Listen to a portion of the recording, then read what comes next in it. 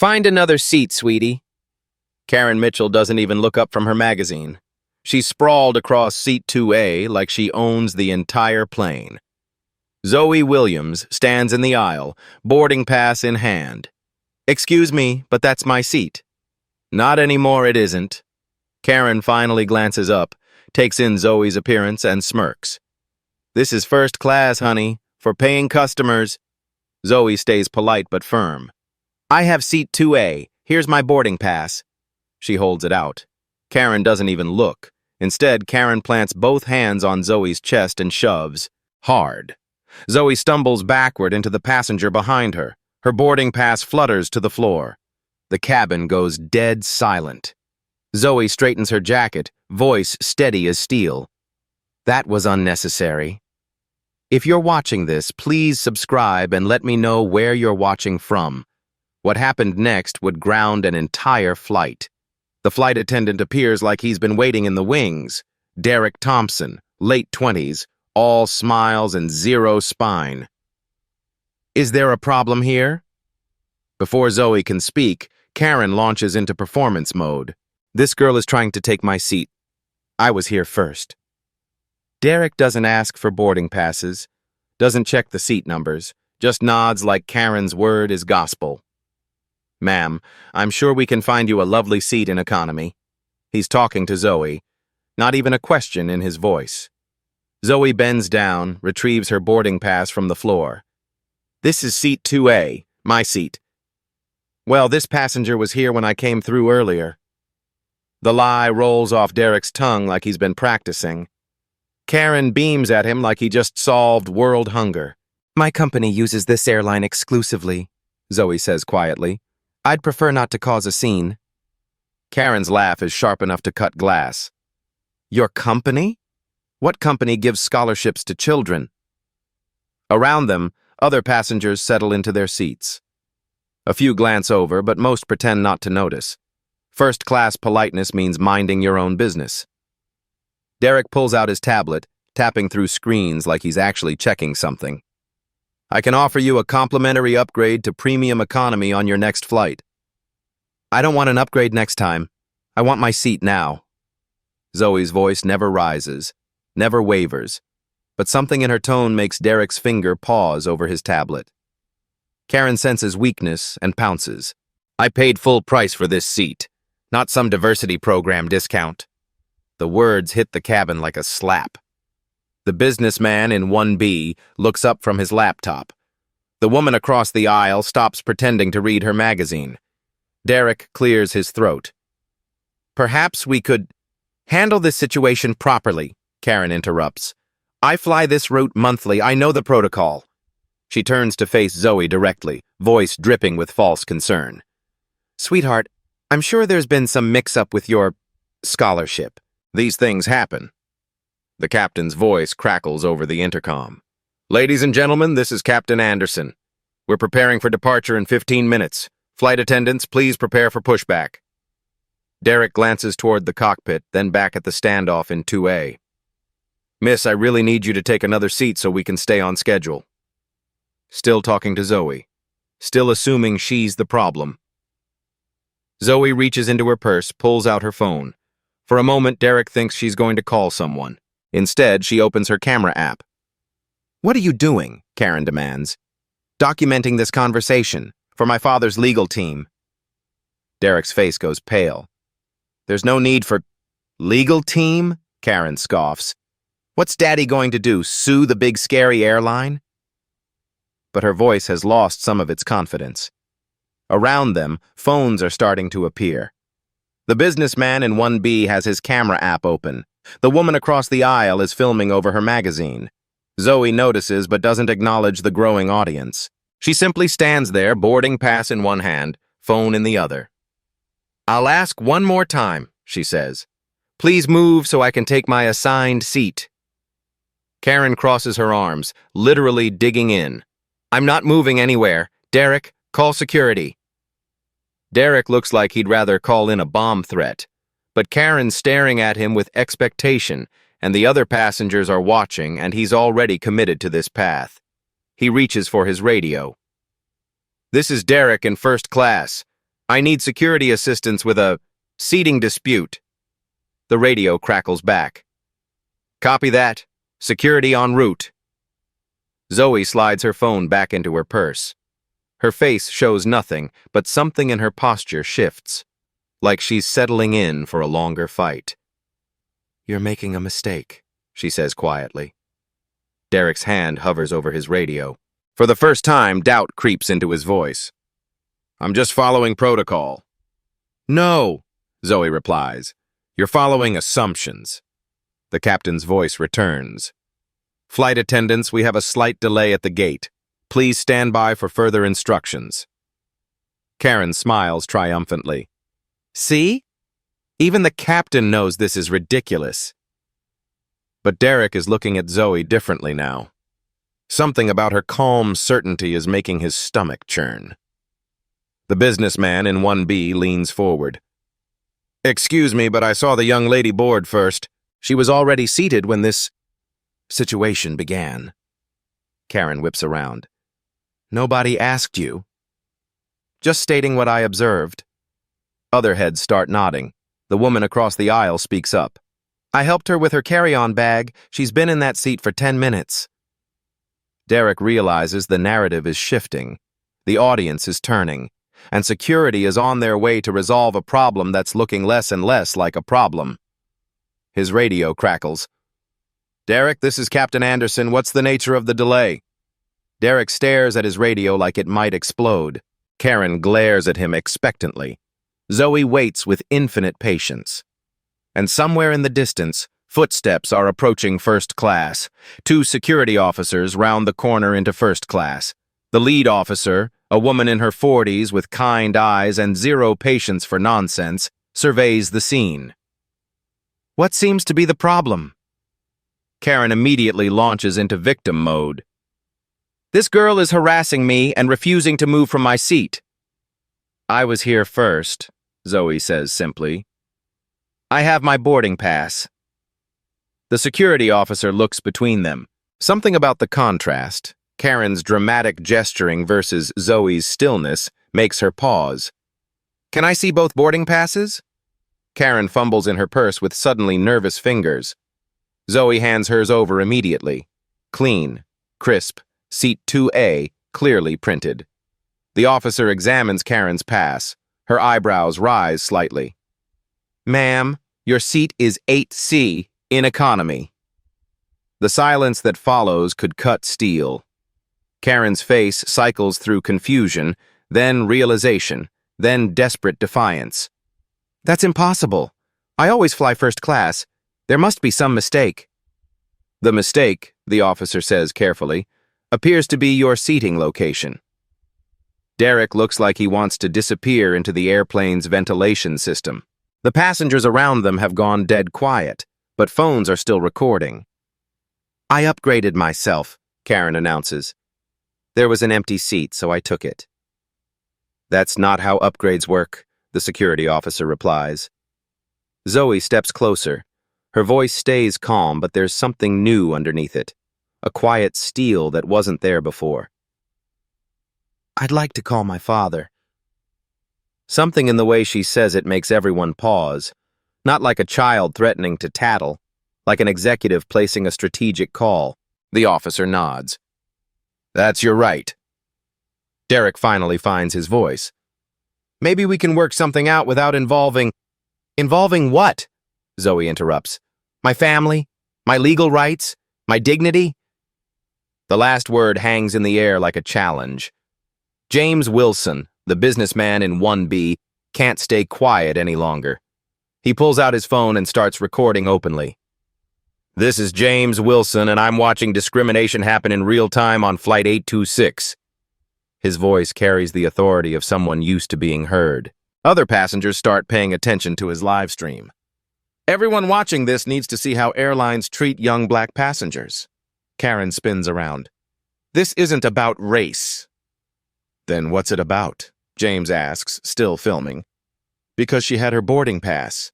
She was in her seat, and you physically assaulted her. I did not. We all saw you shove her. The security officer's radio crackles. All units, be advised we have media outside the terminal. Something about an airline incident going viral. James grins at his phone. 16,000 viewers and climbing. Derek's face has gone from pale to green. This is spinning beyond his control, beyond the airline's control, beyond anyone's control. Zoe closes her eyes for a moment. When she opens them, she's somewhere else entirely. 17 years ago, her father sat in a courtroom. Young, brilliant, black, and building the technology that would revolutionize digital communication. Lawyers in expensive suits questioned whether someone his age could possibly understand complex algorithms. He never raised his voice, never lost his temper, just presented evidence until the truth became undeniable. "Let your character speak louder than your voice, baby girl," he told her later. "Power reveals itself when people stop talking and start listening." The memory fades. Zoe opens her eyes. "Officer, I don't want to press charges. I just want to get to Los Angeles to see my grandfather." Her grace under pressure makes the contrast with Karen's hysteria even starker. Karen realizes she's losing the crowd. Desperation makes her voice sharp. "Do you people know who I am? I've been flying this airline for 15 years. "Do you know who she is?" James asks from behind his camera. Karen barely glances at Zoe. "Some scholarship kid with delusions of grandeur." The words land like physical blows, but Zoe doesn't flinch. If anything, she stands a little straighter. The security officer's radio crackles again. "Unit 12, what's your status? We're getting calls from corporate." Corporate. The word makes Derek's stomach drop to his shoes. "This is Unit 12. We have a seating dispute in first class, requesting supervisor assistance." "Copy that. Supervisor en route." The captain's voice returns over the intercom, but this time there's tension underneath the professional calm. "Ladies and gentlemen, this is Captain Anderson. We're experiencing a delay due to a passenger services issue. We'll update you shortly." More phones come out. More passengers start filming. The woman across the aisle whispers to her seatmate, who immediately starts typing on his phone. James's live stream is gaining momentum. Chad is asking if anyone knows who this young lady is. Her composure is incredible. Derek tries one last desperate play. "Miss, I can offer you a full refund and first-class seating on the next flight." "This is the next flight," Zoe replies. "I'm not asking for special treatment. I'm asking for basic respect." The words carry weight that Derek doesn't understand but can feel. Karen makes her final, fatal mistake. She stands up from the seat, gets right in Zoe's face. "Listen here, little girl. I don't care what sob story got you this ticket. This is how the real world works." She's close enough that Zoe can smell her expensive perfume, see the desperation in her eyes. "You think because people are filming you're going to get your way? You think this is some kind of movie where justice wins?" Zoe looks at her for a long moment. When she speaks, her voice is barely above a whisper, but it carries to every corner of the cabin. "Ma'am, you have no idea what you've just done." The security officer steps forward. "That's enough. Ma'am, I need you to return to your assigned seat immediately." "I will not. It's not a request." Footsteps echo down the aisle. More security, more witnesses, more phones recording everything.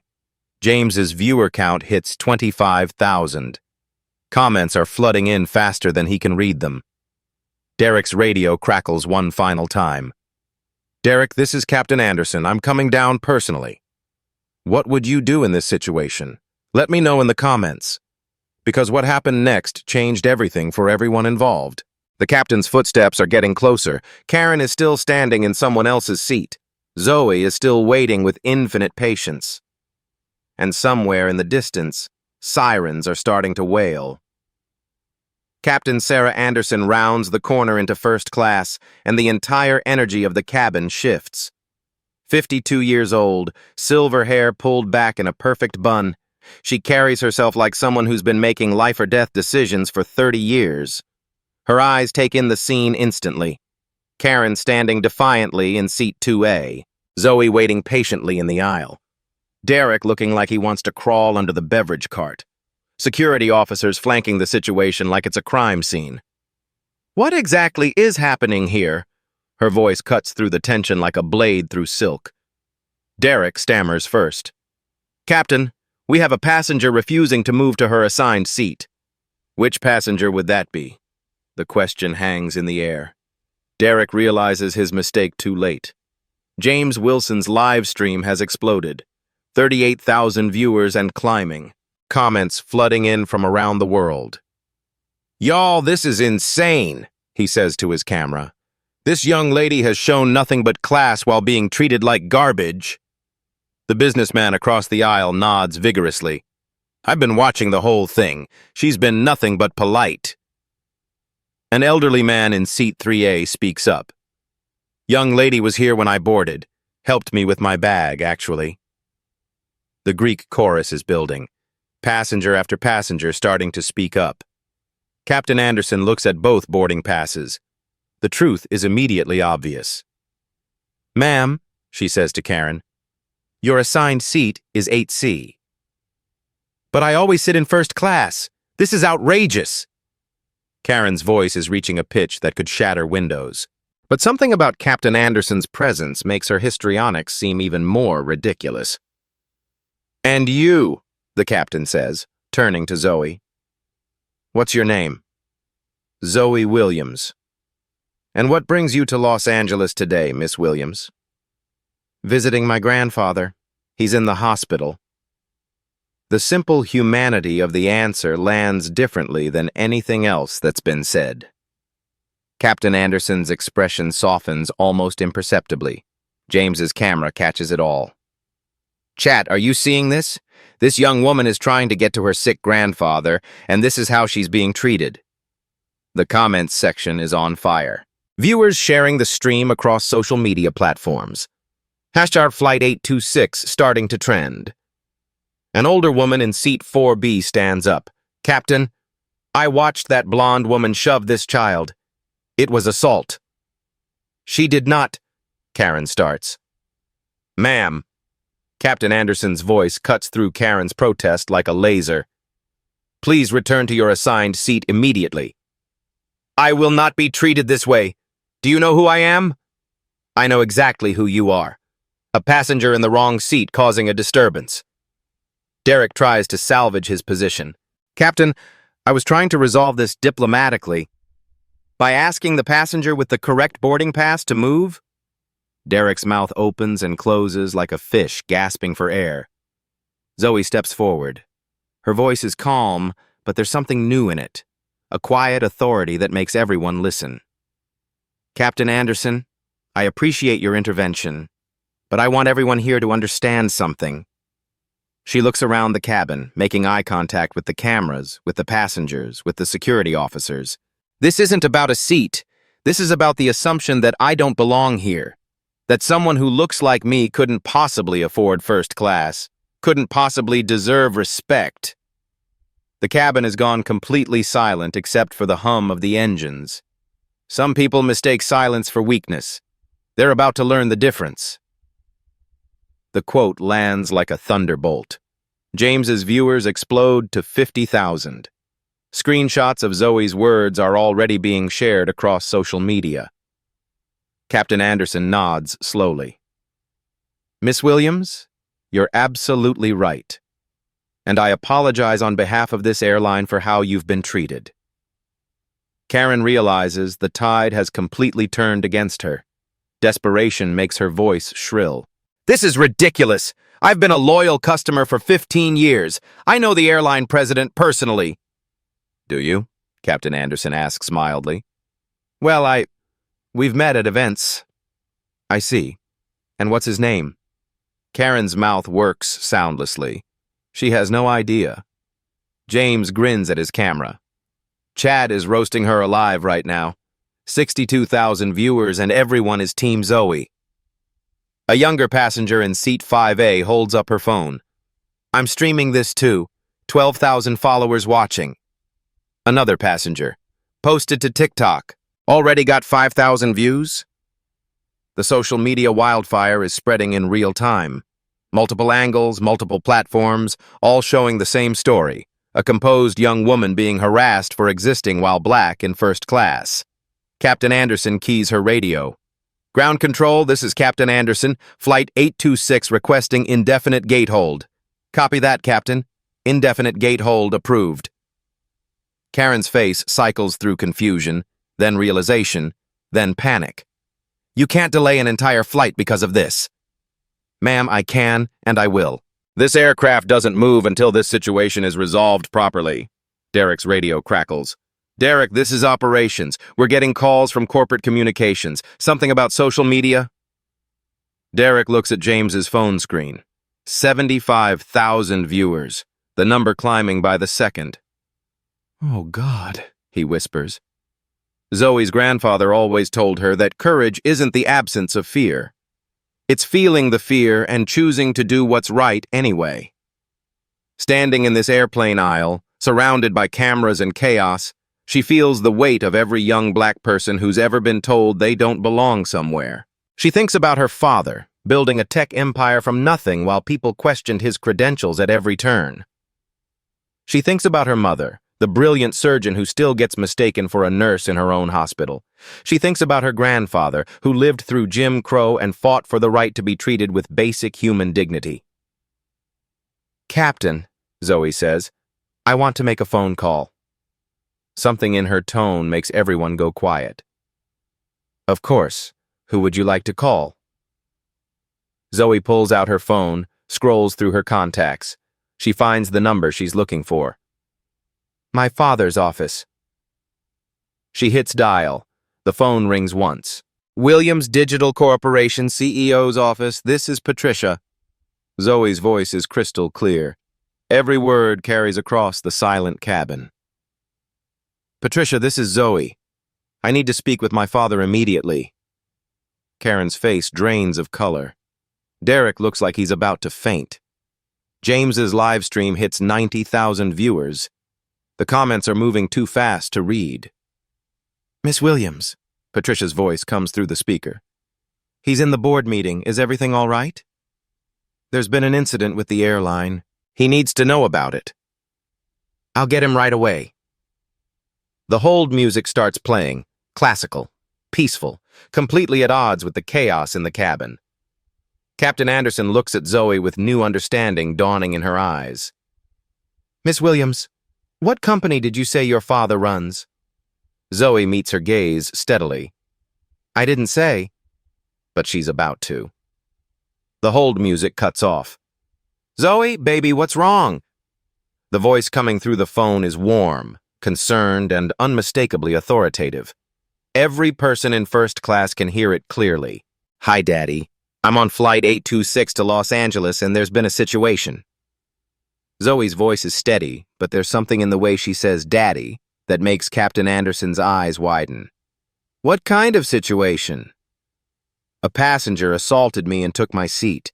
The flight attendant sided with her without checking facts. I'm being treated like I don't belong in first class. The silence on the other end of the phone is deafening. When her father speaks again, his voice has changed. It's the voice that's testified before Congress, negotiated billion-dollar mergers, and built one of the largest tech companies in America from nothing. Put me on speaker. Zoe hits the speaker button. You're on speaker, Daddy. This is Marcus Williams, CEO of Williams Digital Corporation. To whom am I speaking? Captain Anderson steps forward, her face pale. Sir, this is Captain Sarah Anderson. Captain Anderson, are you aware that Williams Digital Corp has a $50 million exclusive contract with your airline? The words hit the cabin like a physical force. Derek's legs actually buckle. Karen's mouth falls open. James's live stream explodes past 100,000 viewers. Comments are flying faster than lightning. Mr. Williams, Captain Anderson says carefully, I was not aware of your daughter's identity. I'm currently investigating the situation. Let me help you investigate. My daughter is Zoe Williams. She's 16 years old. She's flying alone to visit her grandfather in the hospital. She's in seat 2A, first class, which I personally purchased for her comfort and safety. Every word is a hammer blow to Derek's career prospects. She called me because a passenger physically assaulted her and a flight attendant refused to help her. Is that accurate? Captain Anderson looks around the cabin, at Derek, who's sweating through his uniform, at Karen, who looks like she's seen a ghost, at the dozen passengers with their phones out recording everything. That appears to be accurate, sir. Then let me be very clear about what happens next. Marcus Williams's voice carries the authority of someone who's used to being listened to when he speaks. The employee who failed to protect my daughter will be terminated immediately. The passenger who assaulted her will be banned from your airline permanently. And unless this situation is resolved to my satisfaction in the next 5 minutes, Williams Digital Corp will be reviewing all of our corporate travel contracts. Derek makes a small whimpering sound. Karen finds her voice, but it comes out as a croak. I didn't know. You didn't know what? Marcus Williams's voice cuts through her excuse like a blade. That my daughter is a human being deserving of basic respect? That assaulting a child is wrong? That first-class passengers belong in first class? Zoe watches the dominoes falling around her. Part of her feels vindicated. Part of her feels sad that it took her father's name to get basic human decency. But mostly, she feels powerful. Respect isn't inherited, it's earned. But consequences? Those come swiftly. The words land in the cabin like a mic drop. James's viewers go absolutely wild. Screenshots of the quote are already spreading across social media. Captain Anderson keys her radio. Operations, this is Captain Anderson. I need security to remove passenger Mitchell from the aircraft immediately. Lifetime ban, effective now. Copy that, Captain. She turns to Derek. Mr. Thompson, you're suspended pending termination. Security will escort you off the aircraft. Derek's face crumbles. Captain, please, I have a family. You should have thought about that before you chose to discriminate against a passenger. The security officers move toward Karen, who's finally understanding the magnitude of her mistake. Wait! This is all a misunderstanding. I didn't know she was important. Zoe looks at her with something approaching pity. That's exactly the problem. You didn't think I was important enough to treat with basic human dignity. More security officers arrive. Karen is escorted out of seat 2A, down the aisle, off the aircraft. Her protests echo through the jet bridge until the door closes behind her. Derek follows, his head hanging in shame. 15 years of airline experience, gone in 15 minutes. The cabin erupts in applause. Not polite first-class clapping, but genuine appreciation for justice being served. James's live stream hits 150,000 viewers. Hashtag Flight 826 is trending nationwide. Zoe Williams is starting to trend worldwide. Chat, I have never seen anything like this in my life, James says to his camera. This young woman just changed the entire game. Captain Anderson approaches Zoe, her expression respectful. Miss Williams, on behalf of this airline, I want to apologize for how you were treated. This is not who we are, and it's not who we want to be. Thank you, Captain. I'd also like to offer you and your family complimentary first-class travel for a year and a full investigation into our training protocols. Marcus Williams' voice comes through the phone speaker. Captain Anderson, I appreciate your professionalism, but monetary compensation isn't what matters here. What can we do to make this right? You can use this as a teachable moment. You can train your staff better. You can create systems that protect passengers from discrimination. You can make sure this never happens to another child. Zoe feels a surge of pride in her father's words. This isn't about revenge, it's about change. The gate agent, Lisa Brown, appears at the aircraft door. She's been watching the live streams from the terminal, and her face shows a mixture of admiration and determination. Captain Anderson, I'd like to volunteer for any diversity training programs the airline implements. What I witnessed today was unacceptable. Captain Anderson nods approvingly. Ms. Brown, I think that's an excellent start. Zoe finally settles into her seat. Her seat. 2A, the seat she paid for, deserved, and never should have had to fight for. James ends his live stream with a final thought. If you saw something here that moved you, share this story, because change doesn't happen when good people stay silent. The aircraft door closes. The engines spool up. Marcus Williams' voice comes through the phone one last time. Zoe, baby, I'm proud of you. You handled this with more grace than most adults could manage. Thanks, Daddy. Grandpa always said to let my character speak louder than my voice. He raised us both well. Give him my love. I will. The phone call ends. Flight 826 pushes back from the gate. But the story is just beginning. By the time Flight 826 reaches cruising altitude, the story has exploded across every social media platform on Earth. James Wilson's live stream has been viewed over 1 million times. TikTok videos are spreading like wildfire. Twitter is on fire with hashtag Zoe Williams and hashtag Flight 826 Justice. CNN picks up the story first. Teens airline discrimination goes viral after father revealed as tech billionaire. Fox News follows 20 minutes later. Airline employee fired after discriminating against passenger. MSNBC goes deeper. How one teen's dignity sparked a national conversation about bias. The airline's stock price drops 3% in after-hours trading. Their corporate communications team is in full crisis mode. But Zoe doesn't know any of this yet. She's 37,000 feet above Colorado, finally reading the book she brought for the flight. Captain Anderson's voice comes over the intercom. Ladies and gentlemen, I want to address what happened during boarding today. This airline has zero tolerance for discrimination of any kind. We failed one of our passengers today and we will do better. Spontaneous applause fills the cabin, not just first class, the entire aircraft. James leans over from his seat. Miss Williams, you know you just changed everything, right? Zoe looks up from her book. I just wanted to sit in my seat. You did a lot more than that. 3 hours later, as Flight 826 begins its descent into Los Angeles, Zoe's phone starts buzzing with notifications. She's been offline during the flight, but the world hasn't stopped moving. Text from her best friend. Girl, you're all over the internet. You're famous. A text from her mother. So proud of you, baby. Handle the media attention with grace. Text from her grandfather. Saw the news. You made this old man proud. Can't wait to hug you. Missed calls from reporters, producers, talent agents. Her father's communications team has been fielding thousands of interview requests, but the text that matters most is from her father.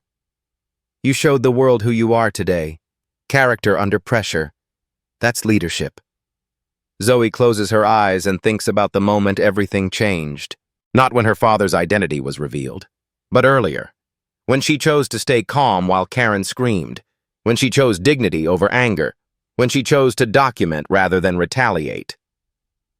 She thinks about her grandfather, growing up in Alabama in the 1950s, facing discrimination that was legal, systematic, violent.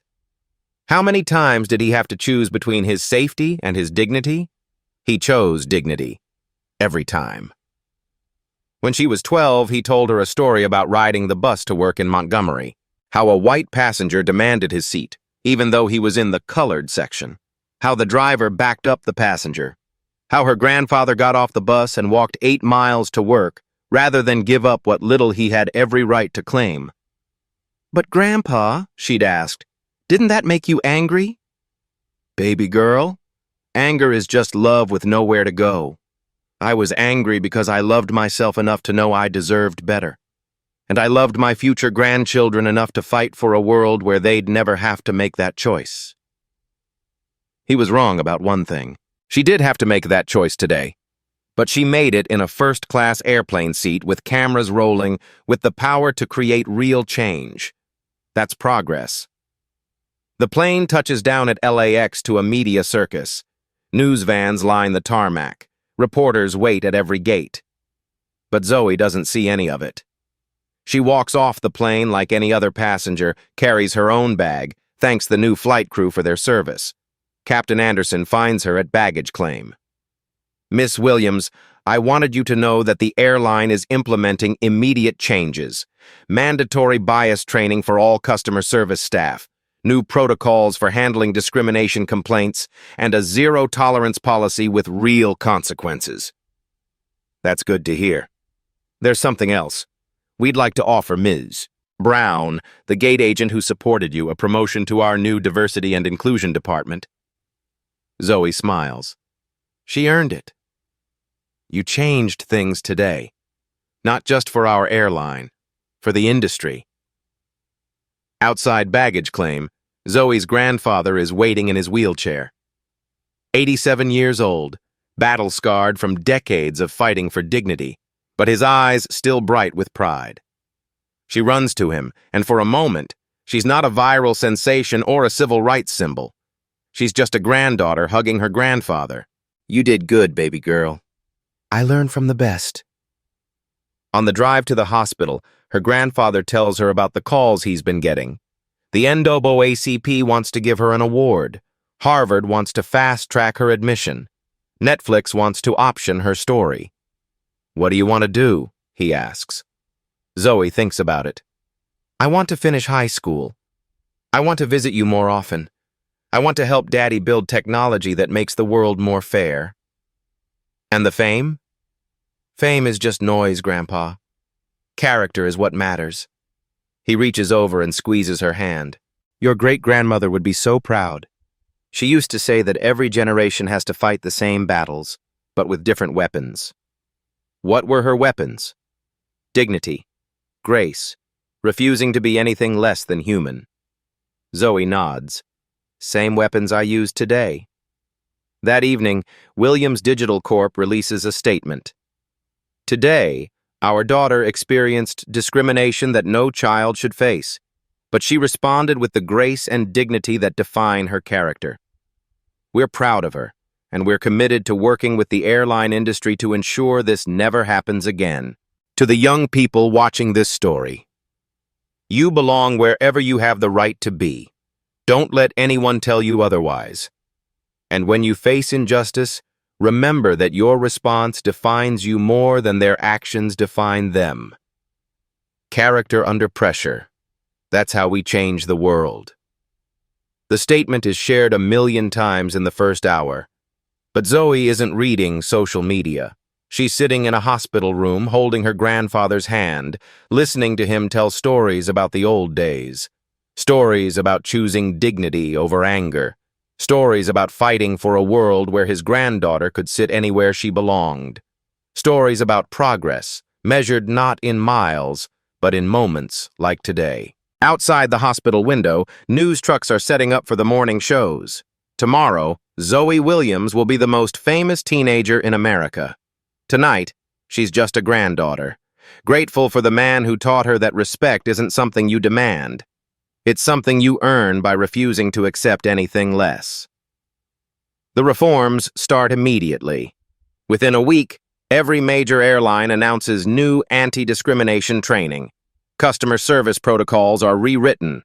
A national conversation about bias in travel begins. Change doesn't happen in boardrooms. It happens when someone says enough. And sometimes it happens when a 16-year-old girl refuses to give up her seat. 6 months later, Lisa Brown adjusts her new nameplate, Director of Diversity and Inclusion. Her office overlooks the same terminal where everything changed, but the view looks different now. The airline's discrimination complaints have dropped by 40%. Customer satisfaction scores are at an all-time high. The stock price not only recovered but reached record levels. Change, it turns out, is good for business. Derek Thompson bags groceries at a supermarket in Phoenix. The viral video follows him everywhere. Job interviews end the moment employers Google his name. He's learned, too late, that some mistakes define you forever. At night, he thinks about that moment when he could have checked the boarding passes first. Could have listened instead of assuming. Could have chosen fairness over convenience. He thinks about it a lot. Karen Mitchell's life imploded completely. The video cost her a job, a marriage, and most of her friends. Social media exile is permanent and merciless. She's become a case study in business schools about the cost of unchecked privilege. She moved to a small town where nobody recognizes her, works at a call center under a different name. Sometimes, late at night, she wonders what would have happened if she'd just said, "I'm sorry," and moved to her assigned seat. But mostly, she tries not to think about it at all. Captain Sarah Anderson received the airline's highest honor for leadership under pressure. But the award that matters most sits on her desk at home. A photo of her daughter, who died in a hate crime 5 years ago. "Justice for Jessica" is written on the frame. Next to it, a new photo. Zoe Williams shaking hands with the airline CEO at the press conference announcing the new anti-bias initiatives. Some fights we don't get to finish. Others we pass to the next generation. James Wilson's follower count exploded to 2 million after Flight 826, but he changed his content strategy completely. Now he focuses exclusively on social justice stories, using his platform to amplify voices that need to be heard. The advertising revenue pays well, but that's not why he does it anymore. Some moments change your perspective forever. He still gets messages from people who watch that live stream. Teachers who show it in their classrooms. Parents who use it to talk to their children about standing up for what's right. Never underestimate the power of witnessing, he tells his audience. Sometimes the most important thing you can do is make sure the world sees what's happening. Zoe Williams finished her junior year with a 4.0 GPA. Harvard sent a recruitment letter. So did Stanford, MIT, and Yale. She's considering them all, but she's not in a hurry to decide. She speaks at diversity conferences now, but only on weekends. School comes first. Her father insists on it. "Education is the foundation," he tells her. "Everything else is just building on top of it." The Williams Digital Corp Scholarship Program has funded college educations for 200 underprivileged students.